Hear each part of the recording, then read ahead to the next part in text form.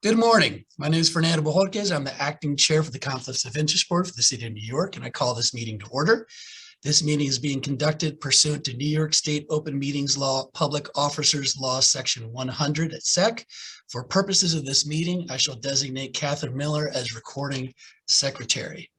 Today, we have before us consideration of the following proposed amendments to Board Rules Section 1-01A, B, and C.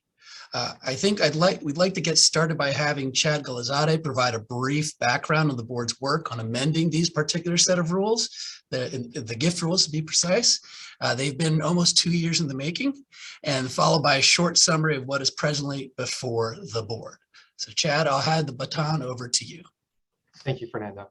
So this is really the capstone of a project that began 2+ years ago, where the board began a sort of intensive review of its existing rules and engaged in a process of revision, making changes to those rules with an eye towards incorporating the board's advisory opinions that it's issued over the last 20 years, and sort of other thoughts and practices, and with an eye towards updating the rules, incorporating any ideas that the board had articulated in its previous advisory opinions, and sort of incorporating some of the board's longstanding practices and thoughts into the text of the rules with an eye towards simplifying them, making them easier to use, and really sort of creating a much more useful set of rules that are much more keyed into how the board looks at things that it reviews. These proposed changes to the first 3 sections of the valuable gifts rule are the last set of planned changes in that project. And this sort of these changes fall into really 2 buckets. The first is incorporating concepts from the board's advisory opinions into the text of the rule. And those concepts are things like, for example, that public servants are not prohibited by the valuable gifts rule from accepting discounts that are generally available. That has previously been something that the board has advised in an advisory opinion, and by incorporating it into the text of the rule, it's there in black and white for people to see. Or in the alternative, incorporating step relatives into the definition of relatives, which has been the board's longstanding practice. And then sort of finally, the change is really to create headers and line breaks so that the rules, which were previously large blocks of text, are just a little bit more readable. And Chad, can you recap exactly where we're in the process now that these rules are basically set to be adopted after input from the mayors? So where we are, the process is these boards have been reviewed and given certification by the Mayor's Office of Operations and the Law Department for a public hearing. A public hearing was held at which no comments were received, and no comments were received in the course of the open hearings period. They now return to the board for the board's final certification. If the board authorizes them as they are written, or with some minor non-substantive additions, it would be proceed to publication, and they would become effective 30 days after publication in the city record. Thank you, Chad. Do we have any comments from the board or the staff on the proposed amendments? I have, I talked to Carolyn a little bit about this. I have a lingering concern about the A2(4) amendment that allows applicants for a position to accept travel reimbursement as long as they're reasonable. My concern is that it doesn't make reference at all to 2604D1, which prohibits somebody who's materially involved in a contract or from engaging or seeking employment. So I'm wondering whether it's a little misleading not to at least say, provided, however, that you've recused, the applicant has, or the employee has recused him or herself as if required under 2604D1. That's just, I just wonder if it's misleading without that language. Since I also admitted to Carolyn that I looked at the rule after I looked at the items on the agenda and was a little bit surprised at some of the mistakes people make, that they don't have the familiarity with the rules that everyone on this call does. So just so that we're clear about that we're understanding the concern correctly, the concern is that somebody might look at this rule and think this is all there is that Chapter 68 has to say about your conduct if you're job seeking, that you wouldn't realize that if you were accepting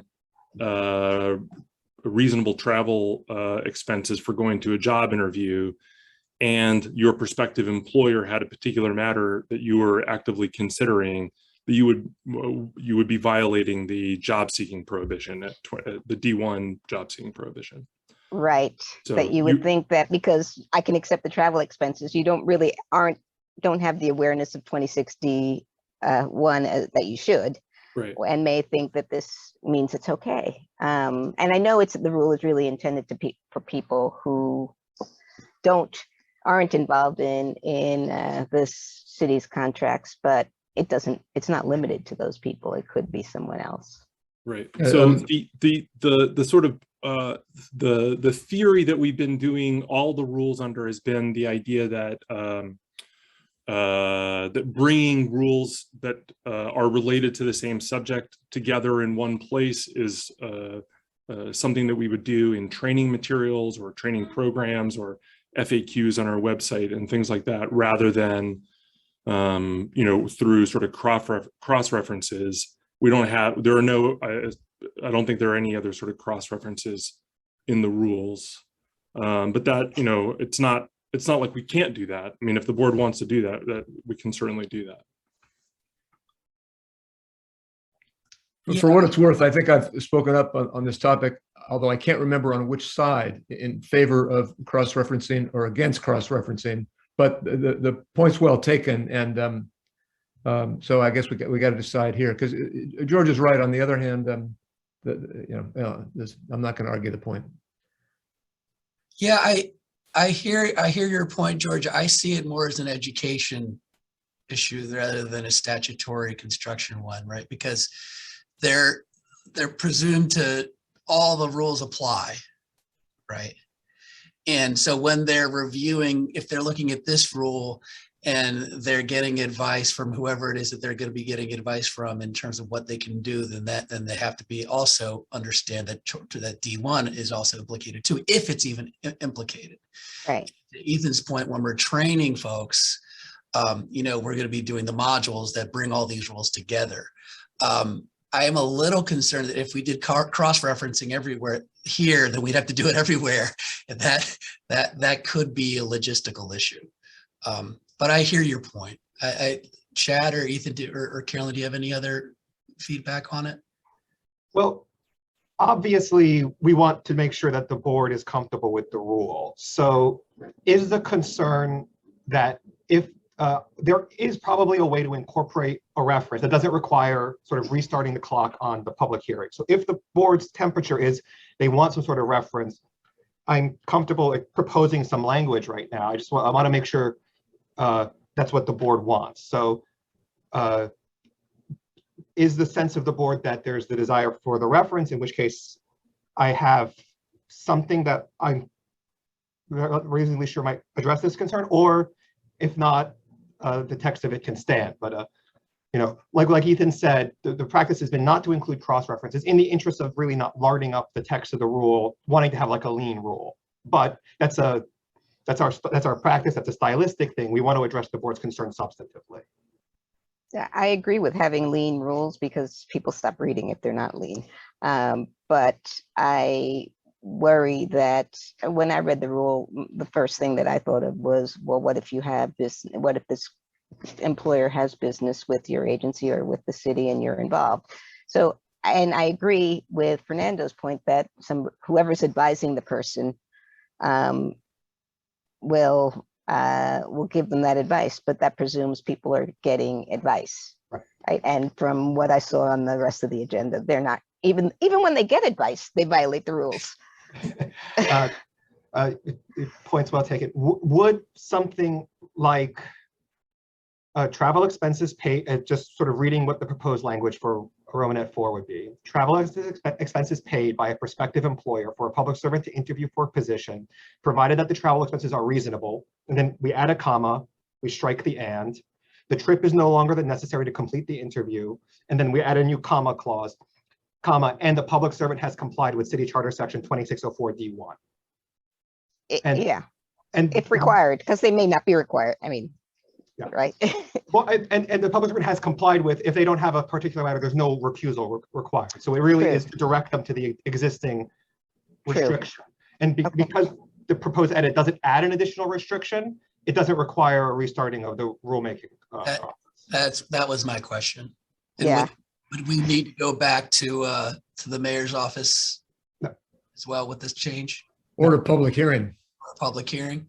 No, this change is something that sort of we've discussed, and we've said, guys, this is not an addition of a new restriction. This is referencing an existing restriction. It doesn't require a new hearing, because the 2604 D1 restriction, it's a statutory restriction. It's out there in the universe. It's just directing people to this existing restriction. I'm okay with that. Same here. Yeah, especially in light of the education purposes, like I think it's also supportive of staff to make sure that they're not, falling short on how they should advise. So that makes sense. Okay, and then, so that would be the change to the text of the proposed rule. And then if we're looking at exhibit, I pause you for a second because we'll have to recap this at the end. What was the language again that you were proposing and where? so it's the same language. You add a comma after reasonable, you delete the and then at the end of the sentence, you add a new comma, and the clause is, and the public servant has complied with City Charter Section 2604 D1.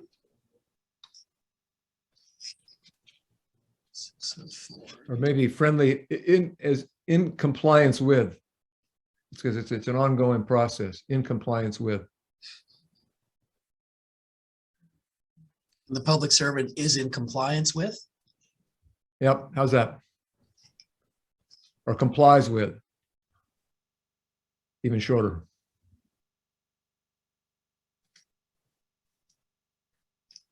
Should we add as if necessary? No, it's Yeah, 'cause always it- necessary to comply with it. Yeah, It's always necessary to comply with. It's just a question of whether or not you actually have to do anything to be in compliance. Okay. So and the public servant complies with 2604 D1. And that will be added to 101 A24. A24. And then there would just be a parallel amendment to the statement of basis and purpose on page 2, exhibit 2, page 2, the second full paragraph. To mirror the language there.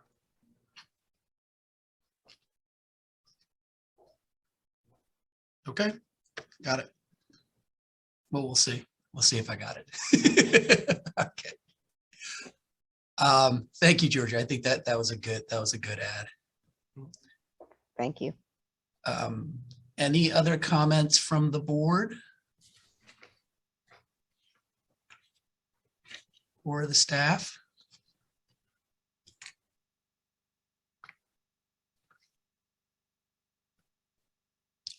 Okay. So with that, I will call for a motion that the board adopt the recommended amendments to Board Rules 101A, B, and C with the following modifications. Adding that the public servant complies with 2604 D1 to 101 A24, and making a parallel amendment to the statement of purpose on page 2, paragraph 2. All in favor? Aye. Who will make the Aye. motion?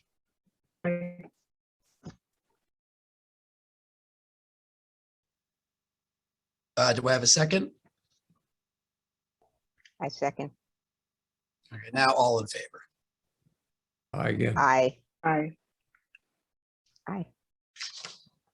Any opposed? Okay. The motion for adoption of the proposed amendments with the modifications as discussed as the final rule has passed. And this concludes our open meeting. Thank you.